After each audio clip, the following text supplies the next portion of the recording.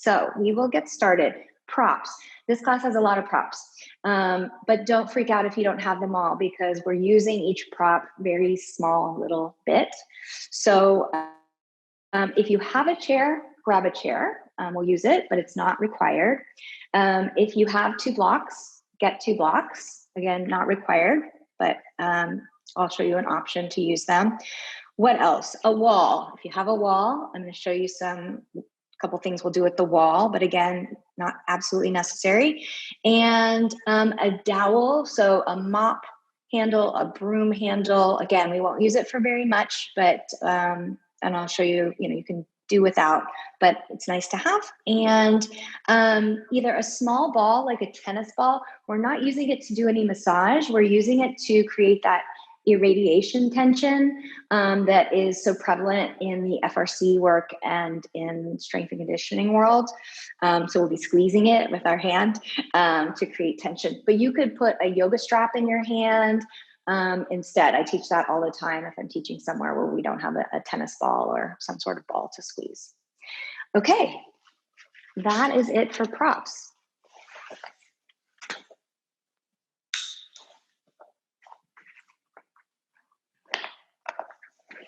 And I'm gonna make sure I put my hair up so it doesn't get in my face.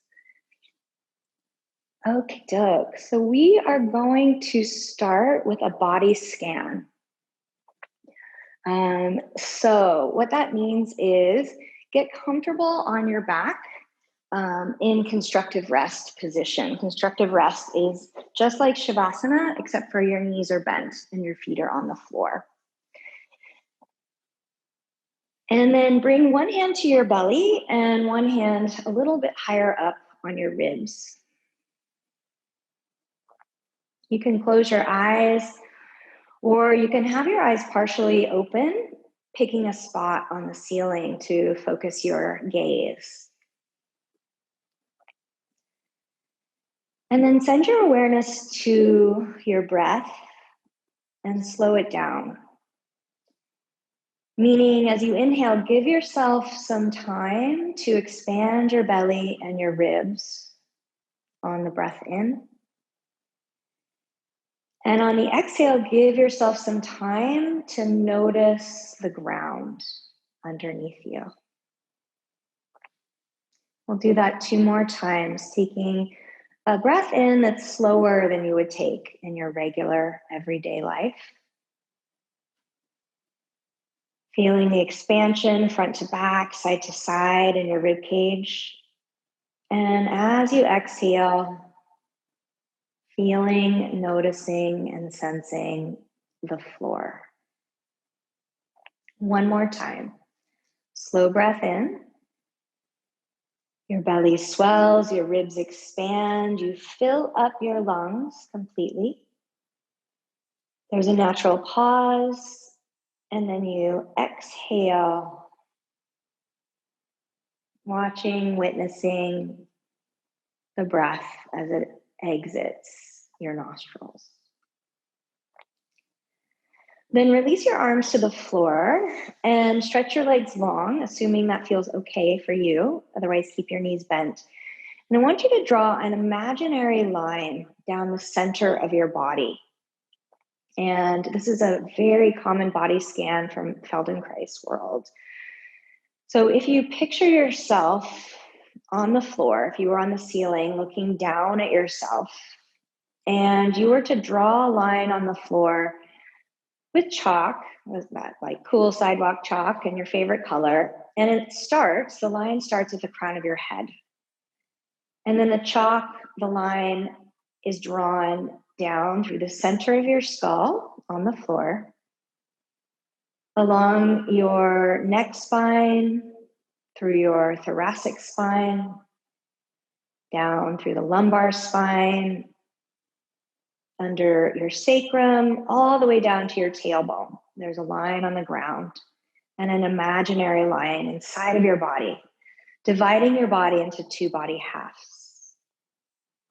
And I want you to shift your awareness to the right half of the back of your head and notice the contact points to the ground through the back side, right side of your skull. And then travel down in your awareness through your neck to the right side of your upper back. And I want you to notice and sense the connection of your right shoulder blade, your right rib cage, your right arm and hand, and your right side waist to the floor. Which areas are heavily connected and which areas are there some space? Travel down to your right buttock, the right side of your sacrum, back of your right thigh, calf, and heel bone. And then integrate the whole right side of your body into your awareness as you can sense how it connects to the floor.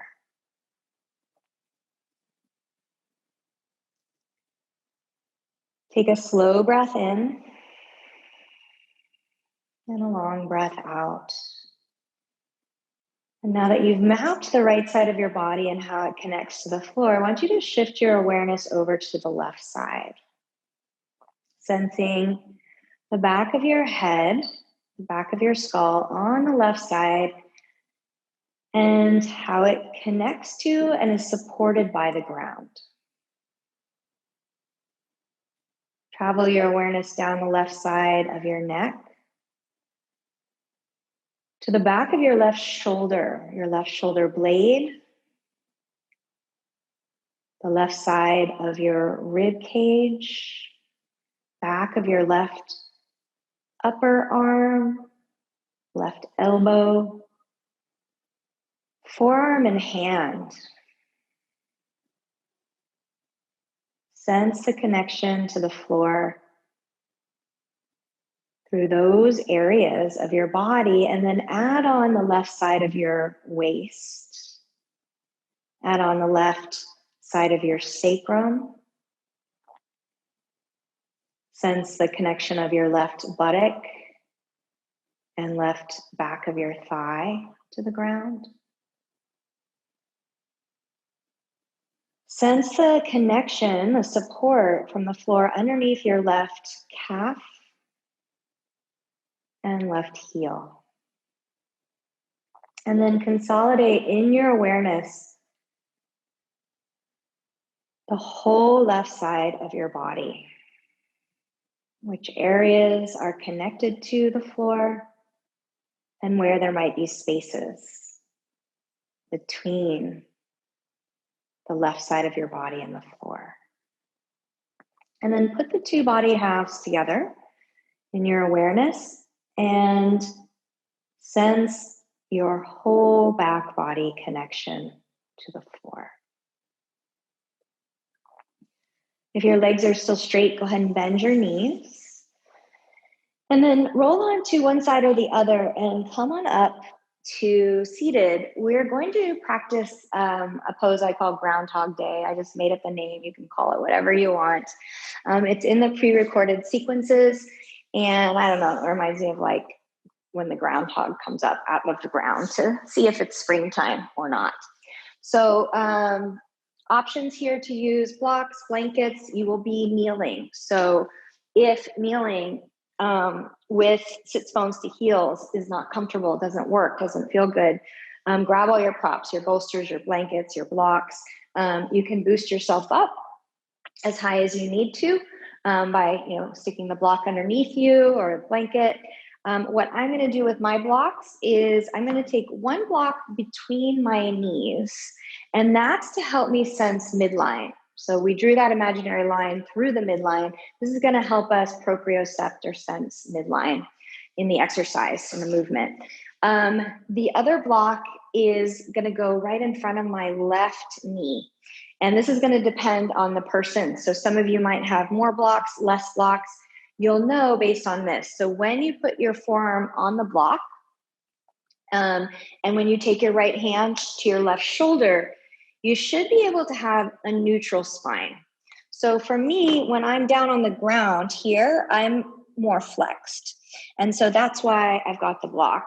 For you or somebody else, maybe you're still flexed when you're here. So you add a third block, or you put a blanket underneath. You build it up as high as you need to. Then once you've got something to help you connect to center, so something between your knees, a blanket or a block, something to build you up, either for sits bones, forearms, so you're in neutral, you'll again take your right hand to your left shoulder. And in the video, I cued hand to chest, but I was practice teaching the sequence to a friend, my friend Isabel, and she immediately did this. And so I tried it and I actually really liked it. So we're going to try it this way, but you can do it the other way as well. So feel and sense length in your spine from your tailbone out through the crown of your head.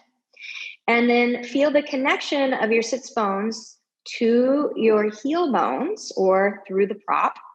And also this little bit of a hug or a squeeze of the block that's between your knees to connect you to midline. We're going to rotate on our axis. So as you rotate, you're keeping the length in your spine. And it's like, what does that mean? So do a couple and then I will elaborate. But what that means to me in terms of what I'm trying to teach when I teach this exercise is most people, and it's easier to feel, I think, with your hand on your chest, when I cue this movement to rotate, instead they side bend and back bend because it makes the movement bigger, right? But it's just that, it's a side bend with a back bend as opposed to rotating. And it's really important to strengthen the rotators of your thoracic spine against gravity, which is what we're doing right now. So do a couple more, either with your right hand on your chest or your right hand on your left shoulder. And on the last one, if you haven't already, let your eyes lead the way. So turn your head and notice if that allows you to turn a little bit further with your spine. And then we'll switch. So just a little check, recheck. We'll do this again afterwards and see what changed. Right forearm to block or blocks, left hand to right shoulder or chest. Give the object between your knees a little hug to find that connection to your midline, your adductors. This is the more challenging side for me. And you begin to rotate your thoracic spine. You're more than welcome to breathe any way you like. So I'm going to recommend trying out different options. So explore what it's like to inhale as you rotate and exhale as you come back. Explore what it's like to exhale as you rotate, inhale to come back. You can also explore just breathing naturally. So not necessarily linking a phase of the breath cycle to a specific phase of the movement cycle. Let's go one more time. If you haven't been turning your head and eyes, turn your head and eyes and notice what changes. Okay, so I'm going to put the blocks off to the side and we will be in a pose called crocodile. This is the prone salute sequence. So you'll be lying on your belly with your hands as a pillow. And you know, if you go wrist over wrist, or fingers to forearms, it's a little too narrow. So don't do what I call the I Dream of Jeannie. You definitely want to be at least wrist over wrist. I prefer, and I think it's best to do hand over hand as far as finding ease in the shoulders. You are the boss of your body. So if at any point in time you want to take a break and just watch, take a break and rest, you are always welcome to do that. Okay, so let's start with left hand on top of right. And as you settle into the position, notice how now you have feedback for your belly and your front ribs when you breathe. So take some time to inhale and expand your belly and front ribs into the ground and notice if that reflexively creates some expansion in your mid-back and sides of the ribs. And then exhale. Let's do that one more time. Slow breath in, expanding your belly, your ribs, and then exhale.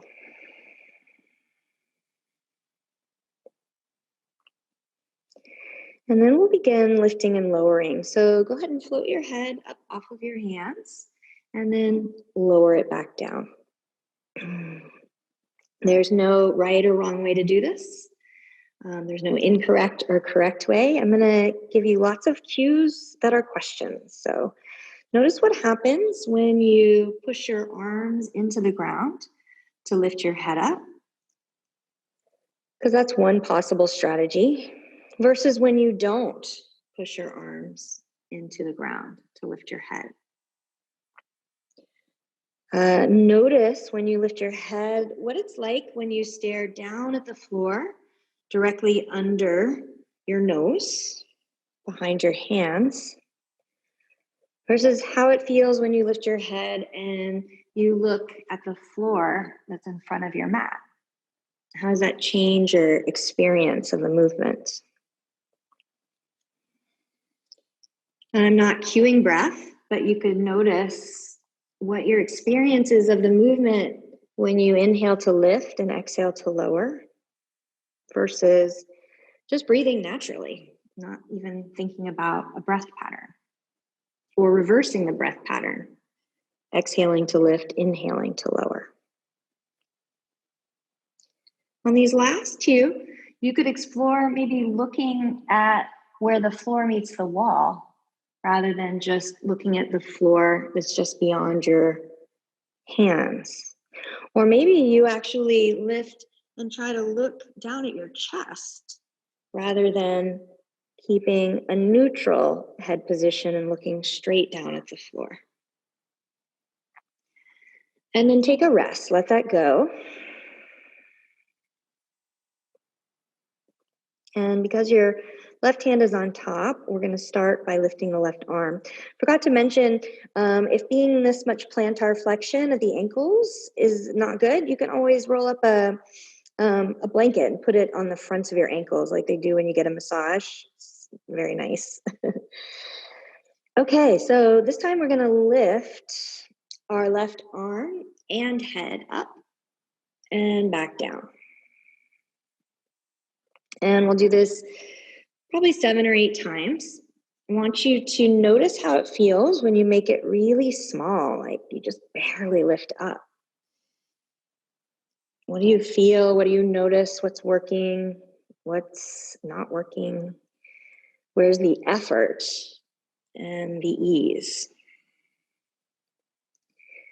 What does it feel like when you lift and lower and you push down into the ground with your right arm versus not pressing down with your right arm? When you lift and lower, can you try it with your whole lower body completely relaxed?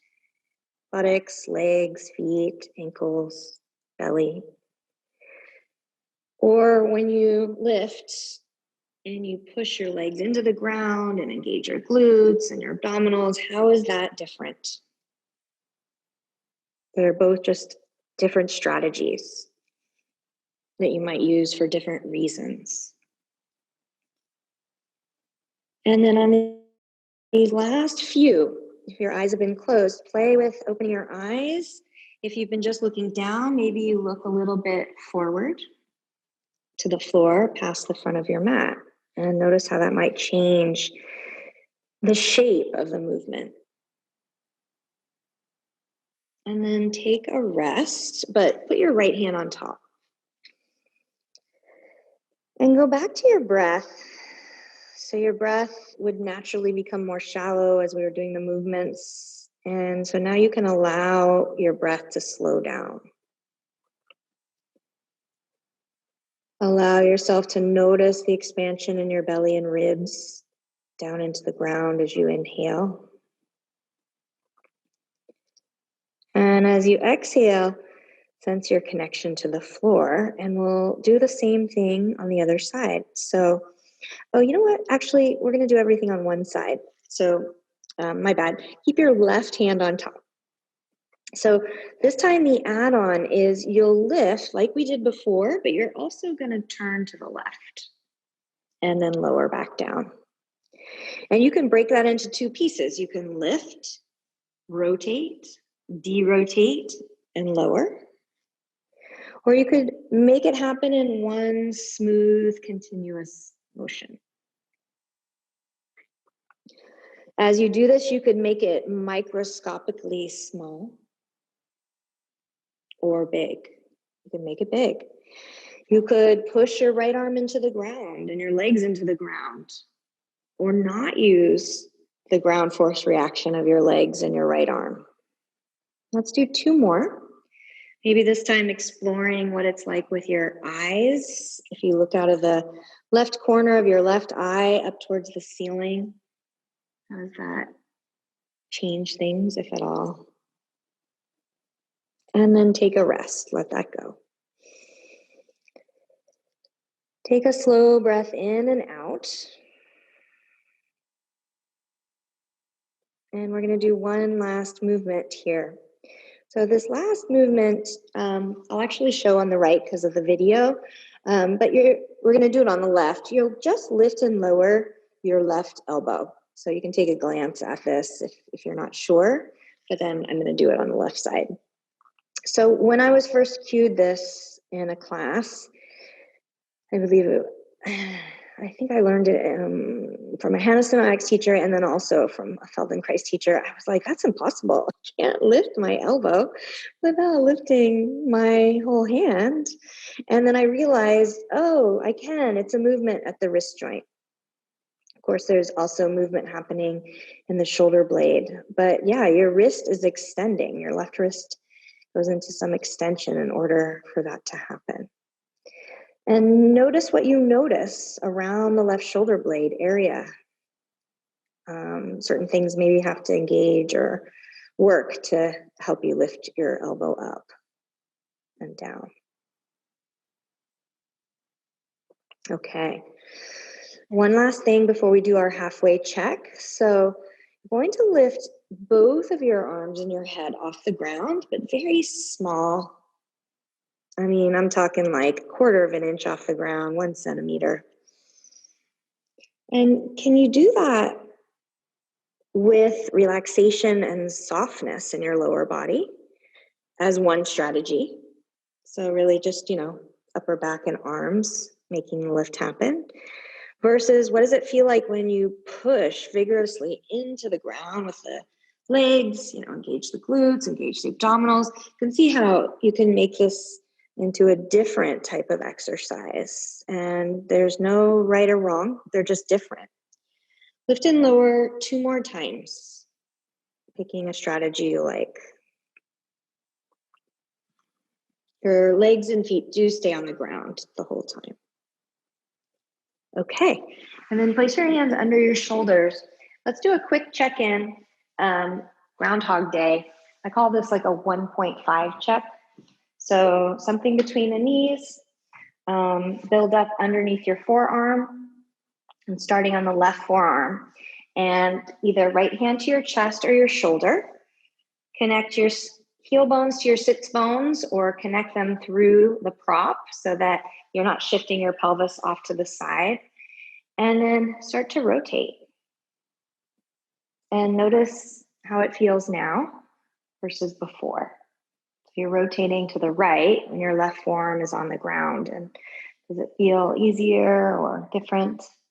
And then switch. Place your right forearm on your prop or on the floor. Left hand can be on the chest or on your right shoulder. Find your midline, hug the midline, and rotate.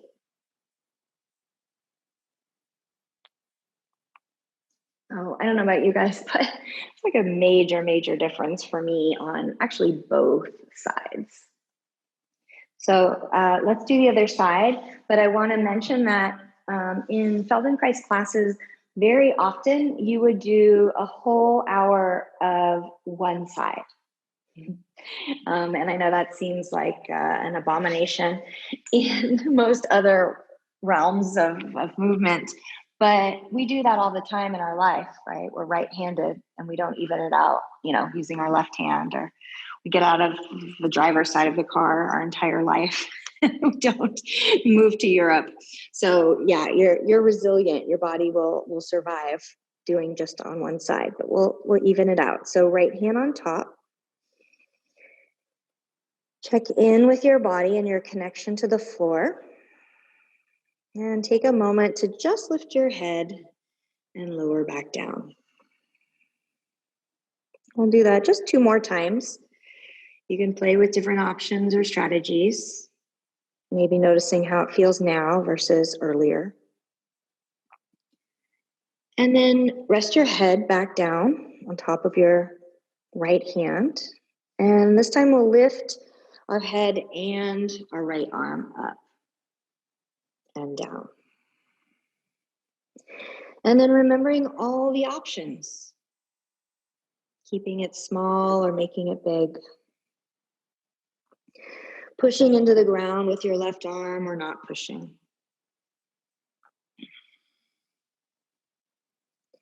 Changing your drishti or eye gaze. Using your lower body to get in on the action and assist or not.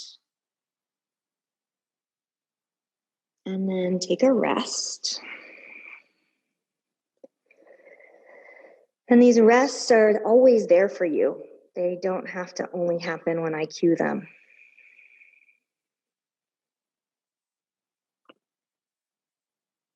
We'll do the same thing, but add rotation. So lifting and turning and lowering back down. And again, same thing, exploring different options.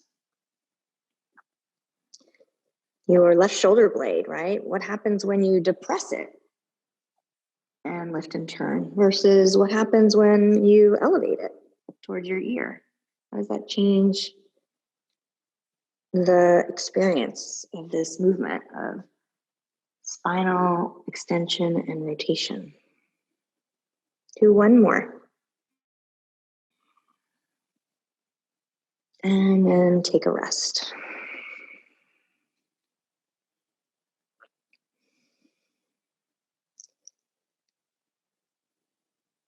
So now we'll begin to lift and lower just the right elbow.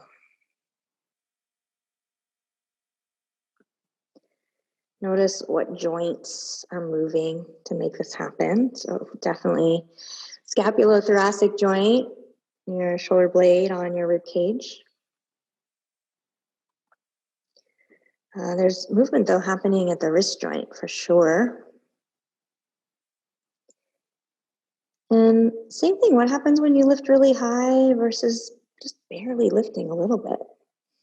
What happens when you lift and lower with your scapula depressed or away from your ear versus maybe more upwardly rotated and elevated? Maybe you retract your shoulder blade when you lift up, or maybe you don't. Take one more and then rest. Slow breaths in and out. And we'll finish with lifting both arms. So legs and feet stay on the ground. And you're just lifting and lowering, but I want you to keep it really small, at least for a few repetitions, because in yoga, we're really used to doing big back bend for the most part. I mean, even low cobras is higher than, just this barely lifting your arms and head like a centimeter or so off the ground. Because I find that for me and many of my students, I'm able to find activation and strength in the upper back, like T1, 2, 3, which can often be parts of my upper back that are like, no, we don't need to do anything. We'll leave that to the lower back and the middle back. Not that that's wrong or bad. Okay, and then from here, place your hands under your shoulders, just to remind you what time it is. And we will recheck Groundhog Day. So it's a quickie because we did a halfway check, but just do a rep or two on each side. So left forearm, right hand to shoulder, chest, turn a couple times, see how it feels. And then switch over. Ground through your right forearm, left hand to right shoulder or chest, and rotate. And it might feel different than it did at the halfway point, it might feel the same. Just make a mental note. We are going to come into 4-point kneeling. So come onto your hands and knees. And we did this yesterday. We're going to do the cat-cow identity crisis. So come into cat, and we'll articulate sequentially, starting at the tailbone. So you start to lift your tailbone, but you're still rounding everywhere else. And then you start to extend at the low back, but mid back and upper back are still rounded. That movement travels through your low back into your middle back, and then to your upper back. Finally, all the way into your neck and head, and you're in cow. We reverse. So your upper body, actually everywhere, is a cow, except for your tailbone. So you start to posteriorly tilt your pelvis. And then that travels into the low back. It starts to flex, but you're still extended through the mid back and upper back. When you get to the top of your low back and you have to start rounding and flexing your middle back, that will move its way up to your upper back, neck, and head. Take a couple more cat-cows on your own, either articulated or just regular style.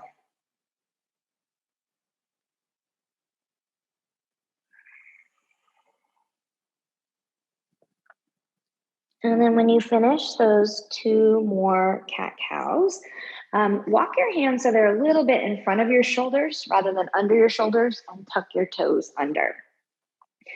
As you sit your hips back to your heels, I want you to peel your hands off the floor, but try to keep your fingers straight. And if you're doing that correctly, you can see me shaking. You'll feel some work in your forearm extensors. And then we're going to do the opposite. You're going to shift forward onto your hands, peel up the base of your palms and your thumbs. And now we're bending right at this joint here. So that's going to be your forearm flexors. And we'll alternate between the two. So as you shift back, you extend the wrists. As you shift forward, you lift the heels of your hands, getting into the forearm flexors. So just going back and forth, and then I'll tell you how to make it harder if you want to make it harder. So to make it harder when you go forward, shift your hips further forward, and that's going to be more load to lift up in the palm raise. When you shift back and you peel up, the way to make it harder is to pull your arms a little bit closer, right? So the further they are away, the easier it is. All right, let's go for 5 more. Rocking back and forth. 4, 3, 2, 1, and then come back to wrist extension and try to keep your elbows straight. These are awful, but they're good for you. And you're going to tap your hands. And if you want to make it harder, you shift your weight forward without bending your elbows.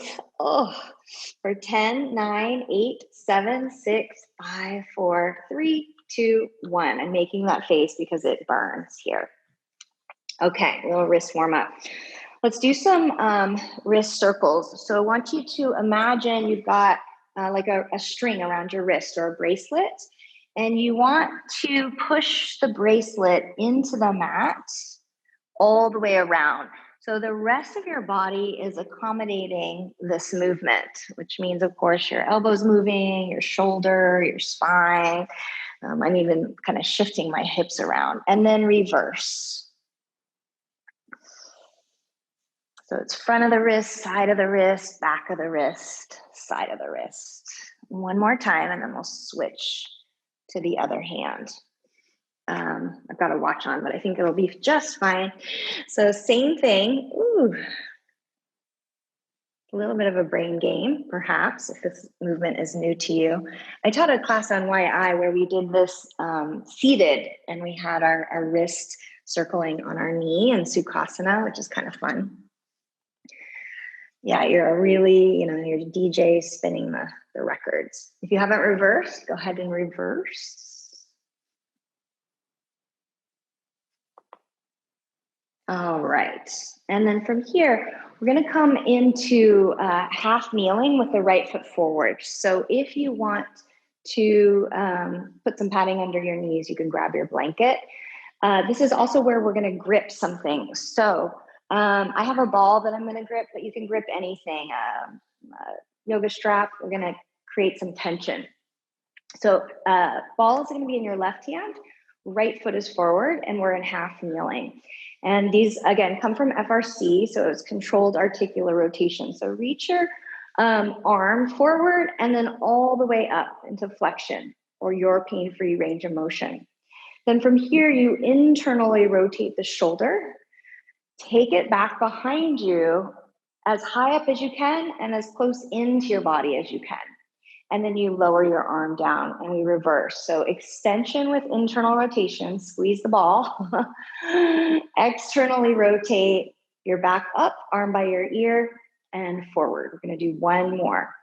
So flexion with external rotations, hug that ball with your fingers, create some tension throughout your whole body so that you can irradiate tension into the shoulder to get some control through this end range of movement. All right. And then from here, we're going to come on to our hands and knees, but we're going to do the same thing, like so, which is much harder. So you've got the ball in your hand, but now instead of gripping it, try to balance it in the palm of your hand. And then from this flexed and externally rotated position, you're going to bend your elbow, internally rotate, and extend.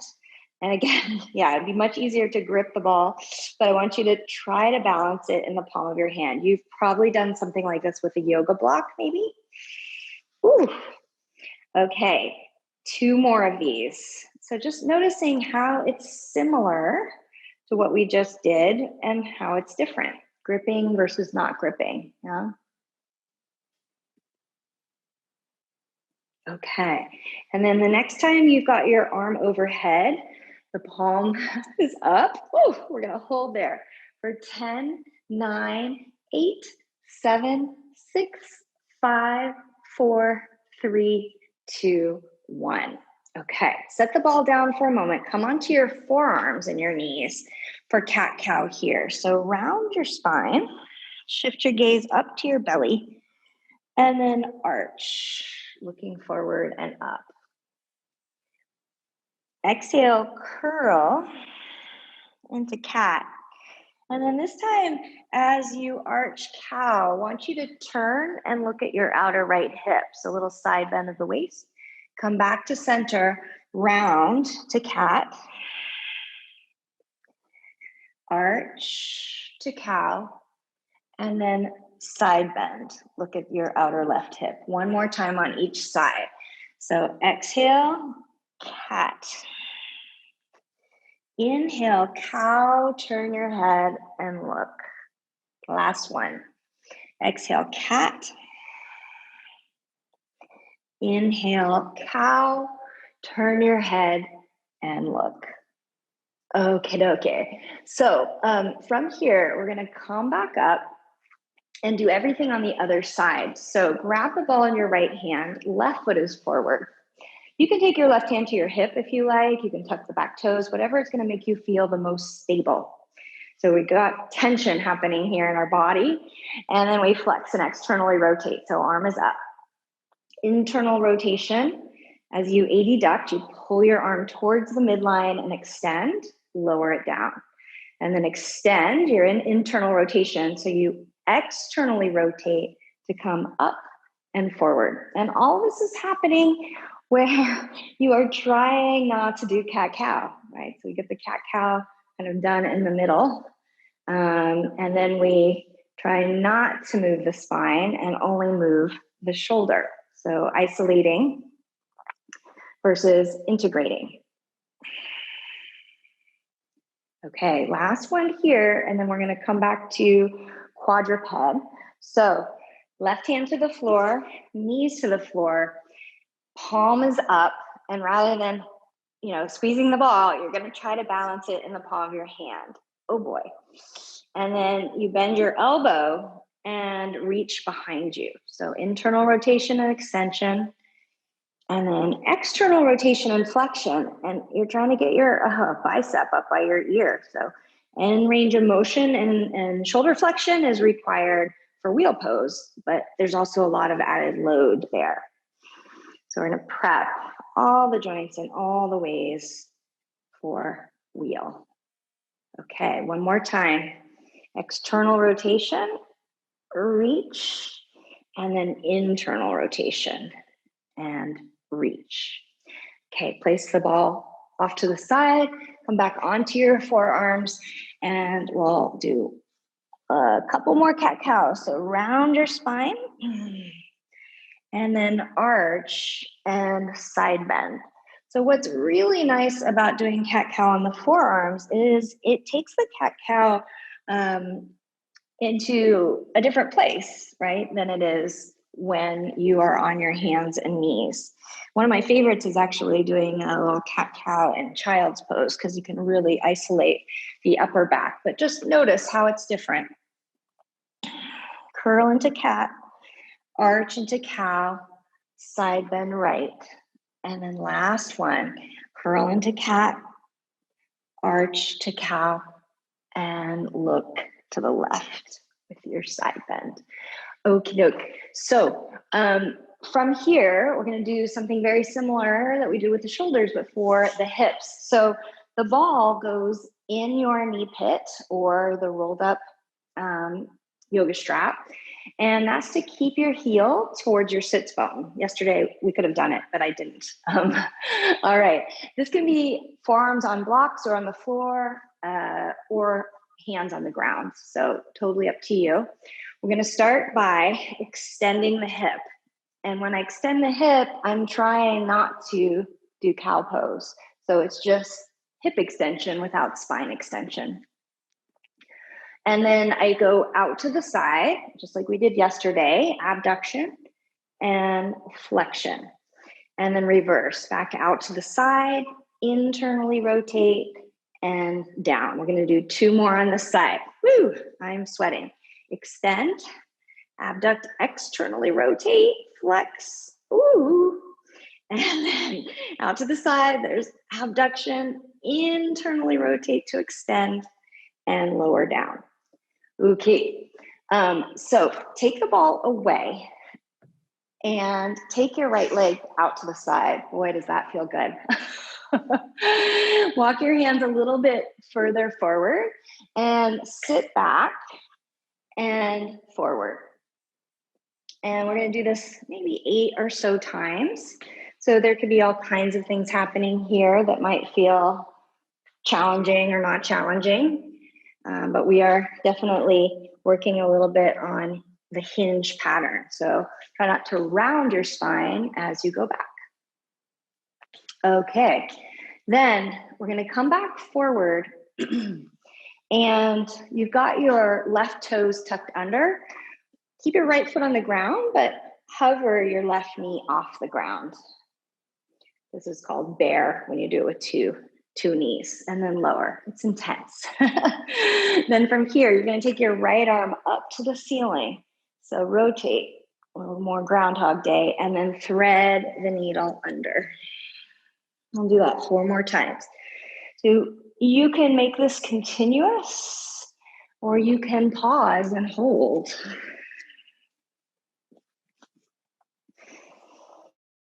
Or you can do a little bit of both. When you pause and hold, I think it feels really nice to push your right arm into the ground and push your left hand into the ground. Get a little activation there. And then coming back up. All right. So bring your hands back to the floor. And this next thing we're going to do is you've got the sole of your foot on the ground, but you're going to evert your ankle. So the pinky side comes up. And then maybe lift your foot. Sorry, my foot's in your face on the screen. And then lower back down. Okay, Option B, you tuck the left toes under, hover the left knee, evert the ankle, and lift up. Woo, fire, fire, fire. And then lower the knee, lower the foot, and bring your foot back in. Okay, so take a moment to maybe shake it out. We're gonna do all of that on the other side. So take your ball or your rolled up yoga strap, put it in the back knee pit, I call it. Right toes tucked. You're gonna extend the hip, take it out to the side, forward, and then back out to the side, internally rotate and down. 2 more times. This side is harder, at least it is for me. Woo! So you abduct and externally rotate. Then you internally rotate and adduct as you come back. So it's hip extension, leg goes back, out to the side, abduction, in to flexion, and lower it back down. Okay, take the ball away or the strap, and you're gonna take your left foot out to the side for our hip hinges. So right toes tuck under, you can hinge back and forward. If you wanna add the palm raises, you can do that as well. So in wheel pose, right, we need a lot of wrist extension, and it's closed chain because the floor is there. So it's passive. You get to that range because the floor gives it to you. So we're just working on connecting our brain to our forearm extensors and maybe getting some more active range of motion here. Okay, and then coming forward, you're gonna take your left arm up. Oh, we've got to do the little knee hover. So hover your knee just for a moment and then put it back down just to get a little taste of that. Then thread the needle. So left arm reaches up and then you thread under.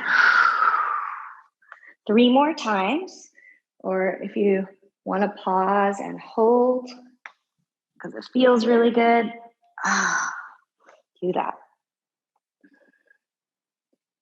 Last 2.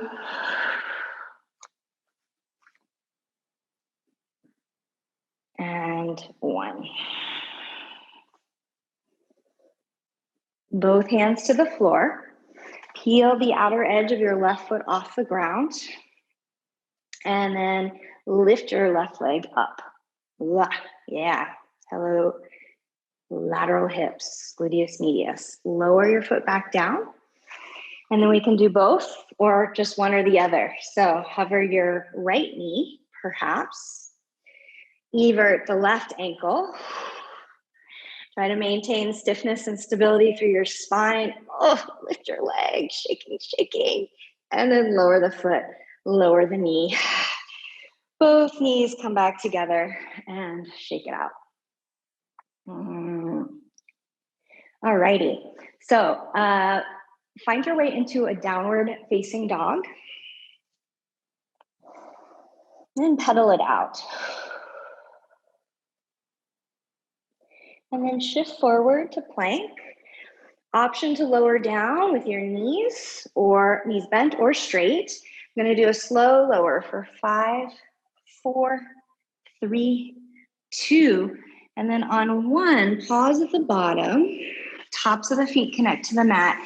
Send your hands out in front of you and come into, I call it tummy time, what the babies do, right? And then slide your hands back underneath your shoulders, tuck your toes, and press back to downward facing dog.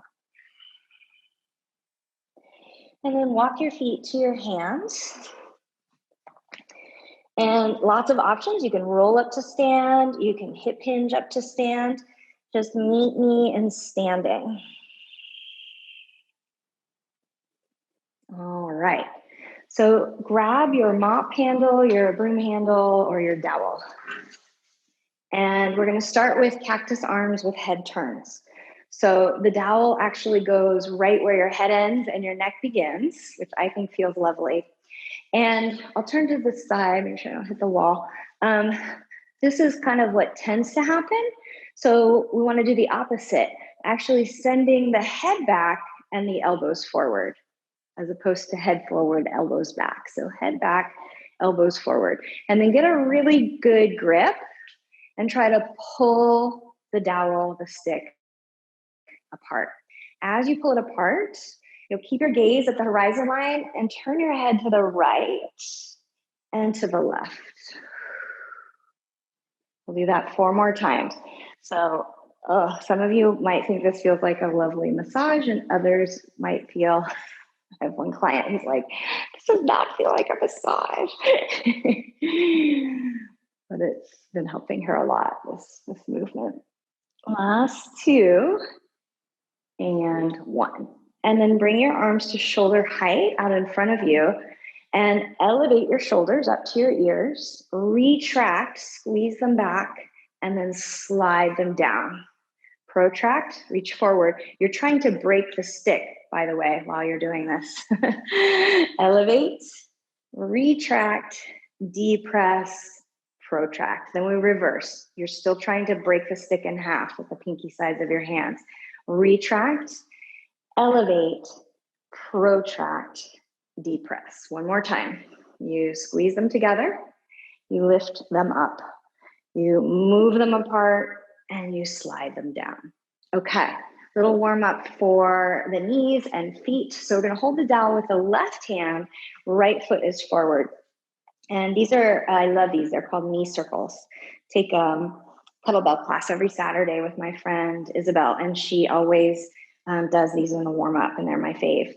So, right, you know about that rule, don't ever let your knee go, gotta stay right above your ankle.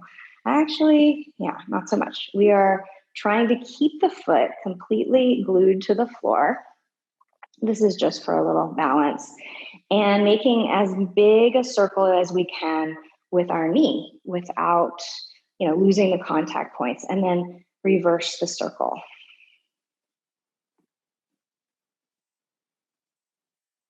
Okay, then to make it a little bit harder, we can try it with the left foot off the ground, which I think is a lot harder, or a kickstand. So maybe try with a kickstand first, just barely left toes on the ground. Start circling, and then, so I'm gonna try one hand at the wall, one hand on the dowel. Yeah, I think that's a little more my speed today. These are not easy. Once you circled about 3 or 4 times in one direction, circle 3 or 4 times in the other direction. Okay, and then the last thing here, you're gonna keep your right knee bent. You can do kickstand or not, but we're gonna do single leg calf raise with your right knee bent. These are not fun, but they're really good for you. And in wheel pose, right, we're gonna do it in such a way where we lift the heels up. So that is why this is happening. If you're like, this is awful, why is this happening? Last one. Whew. Okay, let's repeat everything on the other side. So you're gonna have the dowel in your right hand, left foot forward, and knee circles. And I think it's fun to, look down at your foot. You got that first metatarsal head, the base of the big toe. It stays on the ground, even when your knee goes out. When your knee goes in, the 5th metatarsal head, the base at the pinky toe, still stays on the ground. And then we up the ante a bit with either kickstand or single leg. So I'm going to use lots of support to get my single leg knee circles. I've got one hand on the dowel, one hand on the wall. One more in that direction, and then reverse. So really good way to strengthen the ankles, knee, hip. Oh boy. Okay, we finish up with the single leg calf raise, but it's a bent knee version. So bend your left knee, right foot off the ground, lift and lower, just like the palm raises. There's 1. We're gonna go for 5. That was 2. There's 3, maybe 6, 4. Yeah, we'll go for 6. 5. Oh boy, try to slow it down on the way down. 6. Don't let the heel just go plop. Okie dokie. So let's put the dowel off to the side. Yes, because we do not need it anymore. I'm looking at the time, we're running a little bit over, but that's okay. We're almost there. So take a breath in at the front of your mat. Inhale, arms reach up. Exhale, fold forward.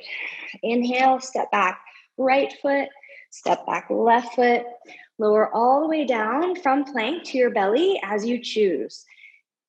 Slow count of 5, knees straight or bent for 5, 4, 3, 2, 1. And then untuck the toes. And we're going to do some prone back bends that are more yoga style as opposed to somatic style. So you have your arms in extension and we're going to lift the legs up. So locust, arms up, legs up. Keep the legs up. Lift your arms as high as you can and then lower and lift for 8, 7, 6. You can have gaze down like mine is or forward.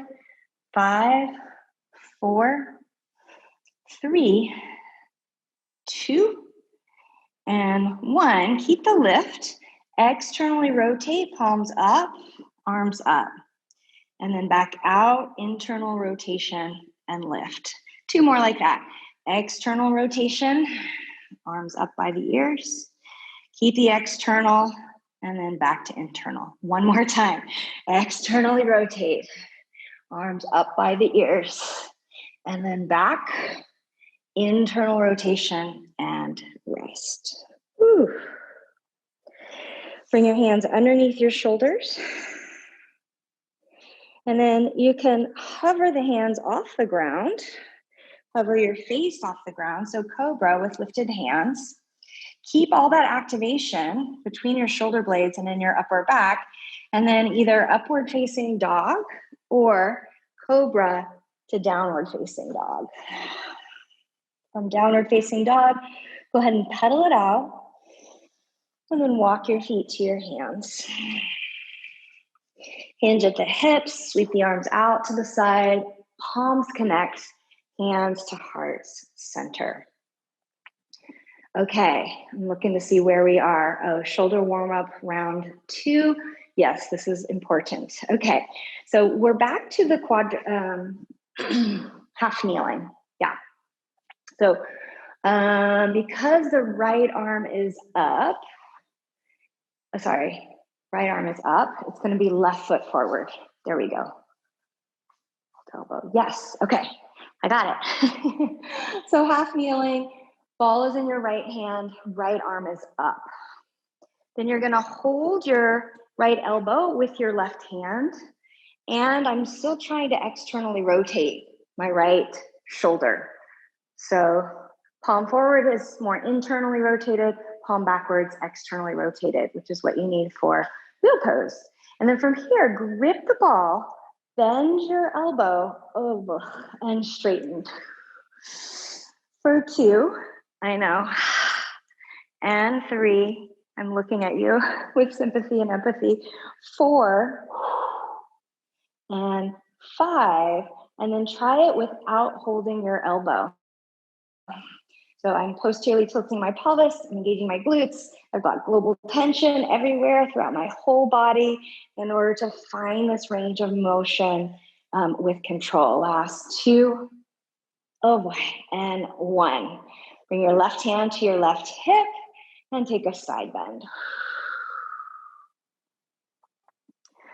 Place the ball on the floor. Place your right hand on the floor. Come into a lunge and then twist.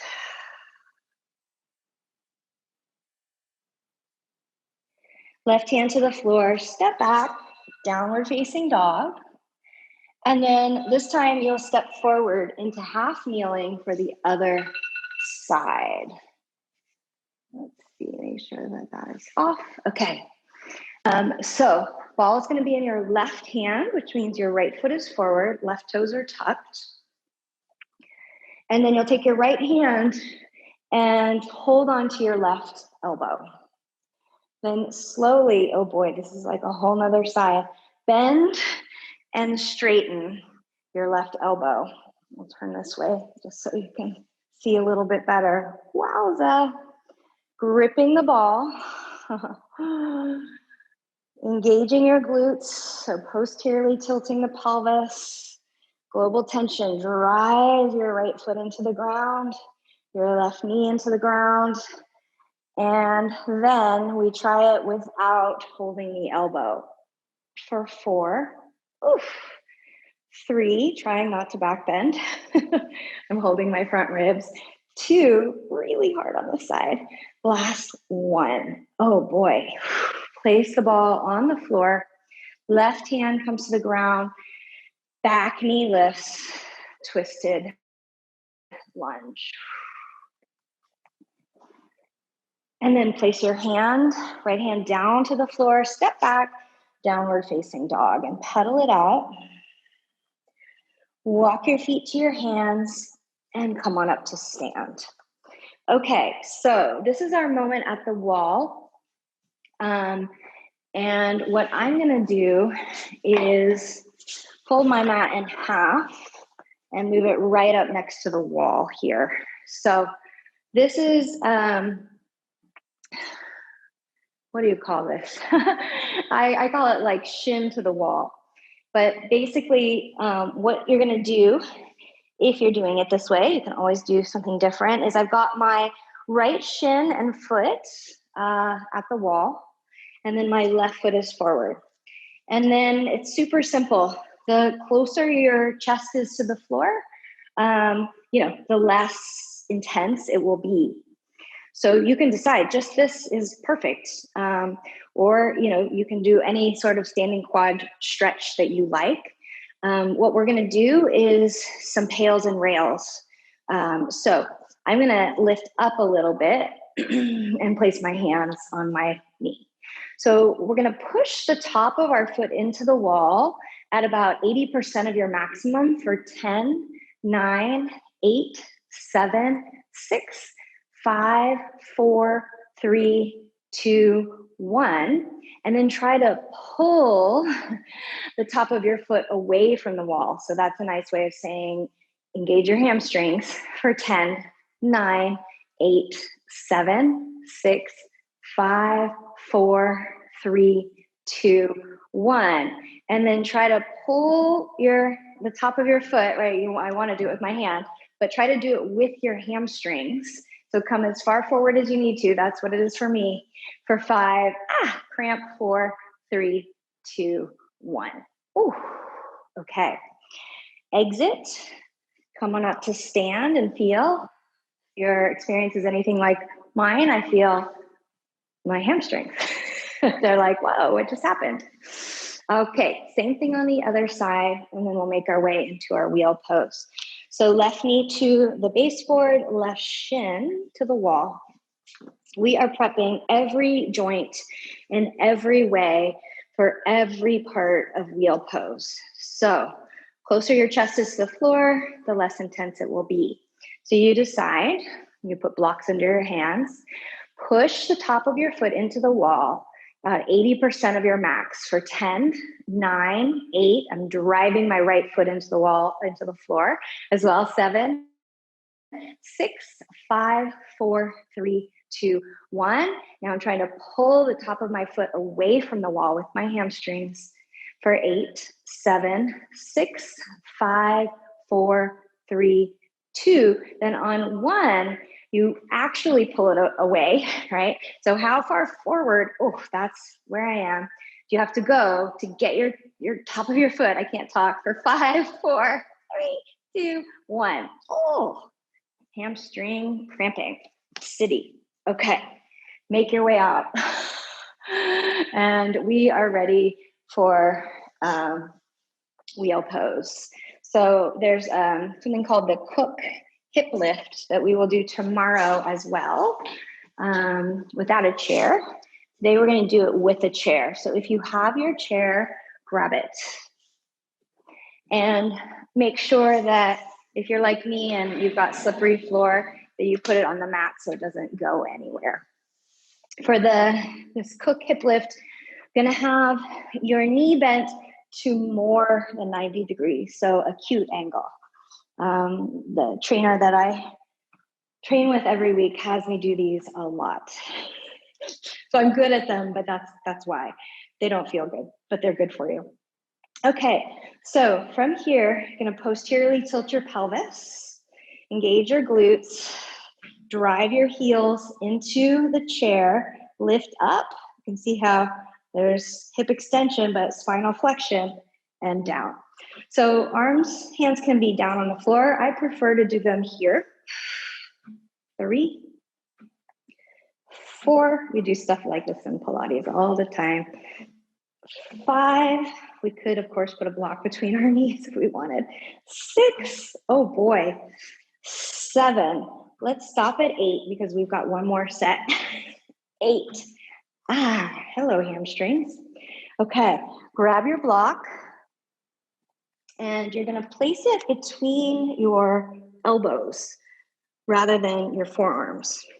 And then you'll keep the bend of your elbows and you'll take your upper arm bones into flexion, but without arching your back. For 1, oh, sorry, this is 2. We'll go for 8. 3, I'm pointing my thumbs out for external rotation. 4, 5, 6, 7, and then on 8, you come back. Second set of hip lifts. This time it's an obtuse angle, not an acute angle. I prefer the acute. These are less fun, I think. All right, arms can be up. That's more challenging. Arms are down. We're gonna go for 8.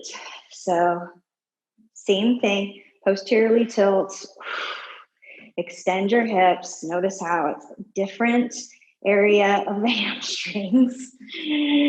There's 3, 4, 5, 6, oh goodness, 2 more. 7, drive your heels into the chair. And 8, okay. Last drill with the block. This time, have the block between your forearms, not your elbows, so that when you take your arms overhead, you can maybe straighten your elbows and touch the floor with your fingertips and come back up.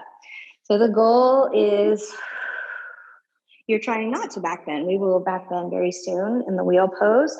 This is more about external rotation and flexion of the shoulders. Last 4, 3, 2, and 1. Okay, so a couple of options with the back bend. You can do the back bend with your feet on the chair. It's going to be more upper body strength, but it will be less extension in your spine. And doing it without the chair is a little less work for the upper body, more extension in the spine. So I'm going to show you the first option. And the other thing I wanted to show you is you can prop up your blocks. I don't have like a very big lip as a baseboard for your hands. And so if the full wrist extension isn't working, some of you might do it, here if you don't have a baseboard, but make sure your chair doesn't go anywhere. So let's start like this without, I'll show you the without the chair version. So if you're using the blocks, you need enough space to put your head in between them. But the sort of why in the wheel pose here is figuring out how to extend your hips before you extend your spine. So I've got my hands on the blocks, so I'm already in wrist extension. And then that toe lift, right? So I'm gonna lift my heels, posteriorly tilt the pelvis. There's the cook lift where it's hip extension without any spinal extension. And then from here, you can push yourself up. You can keep the heels lifted or not. You can lower them down. You can do some wheel push-ups. So I will let you all play with that variation if you like it. Your body is ready if this is something that you do, because we warmed up every possible joint for it. If you want to try the chair version, it looks just like what we did before, where you've got, actually, yeah, you would want to plantar flex, but you do the same Cook hip lift that's named for Gray Cook. He's a wonderful person to look into. So posteriorly tilt the pelvis, extend the hips without extending the spine. And then, ooh, I think my chair might go somewhere. Yeah, I'm a little worried that my chair is going to go somewhere. I think it needs to be against the wall. Let's see. Yeah, I'm going to not do that. I've done it before, but it was against the wall. I'm not going to take a chance. All right. So hopefully you are all, but you can do it the same way. You just have your feet up on the chair. You have played with your wheel to your heart's content, because we are going to wind it down. So grab your dowel, your mop, your broom handle, and place it across the fronts of your feet.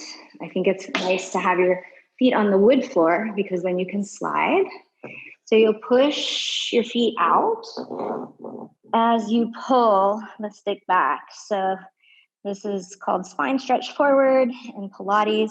I'm not collapsing down. I'm actually finding the biotensegrity structure within me, that is me, and feeling connection and contraction everywhere. Whew. And then bending your knees. So nice little counter stretch if you're into counter stretch. One more time. Again, it's not just floppy. You're pushing your feet into the dowel, your dowel into your feet, and you're trying to break the dowel with your hands. And then bend your knees. We can shift into, and of course, you do regular forward fold. You don't have to do the dowel thing. If you have a favorite counter pose after wheel, by all means. If you want to try this one out, or in a seated wide-legged pose, one hand is in the center. You're going to reach your other arm up and around, tap the floor, reach it up and around, and grab the dowel. Inhale as you rotate and tap. Exhale as you return. Big breath in. Notice, how does it feel to rotate your spine now versus earlier? Okay, so if you want to finish with a little bit of happy baby, you don't have to turn. I just turned. I love doing happy baby with a dowel, but it might not be everyone's jam or cup of tea. You can rock a little side to side. Don't hit your wall. And then we can recreate that same position that we were just in on our back. So the straddle.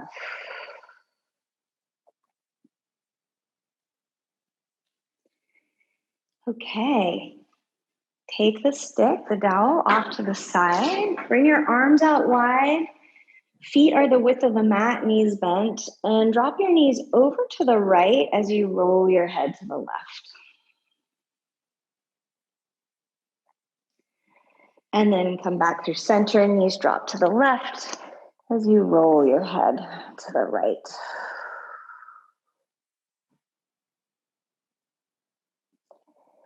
One more time on each side, and then we'll make our way into Shavasana.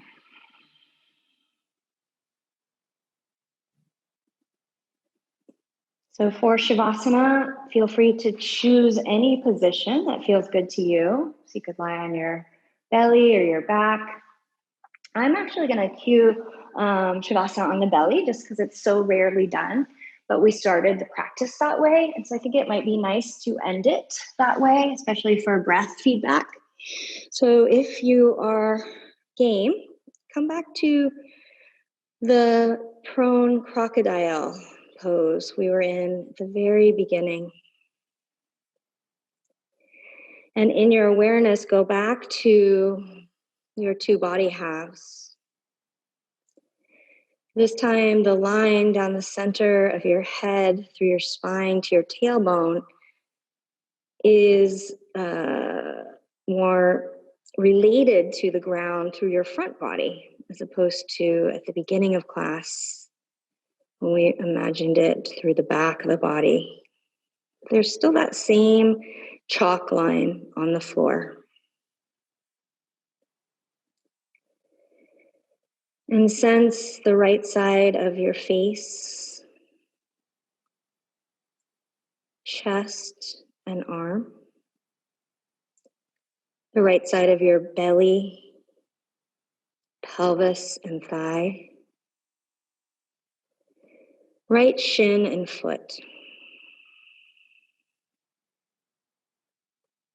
And then shift your awareness over to the left side of your face and arm. Left side of your chest and left shoulder.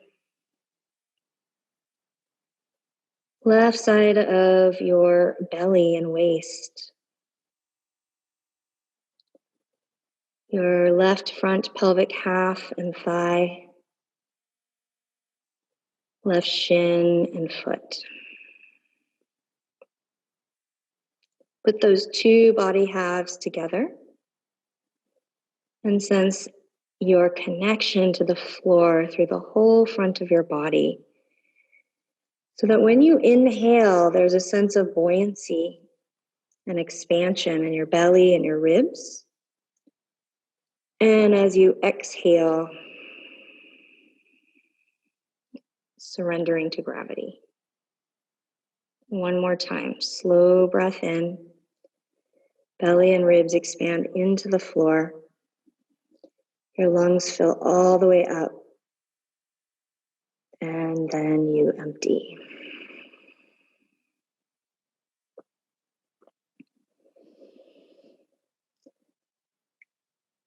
Go ahead and place your hands underneath your shoulders. And you can come through child's pose up to seated or roll onto your side, whatever feels organic and intuitive in this moment. And then we'll meet back up in a seated position.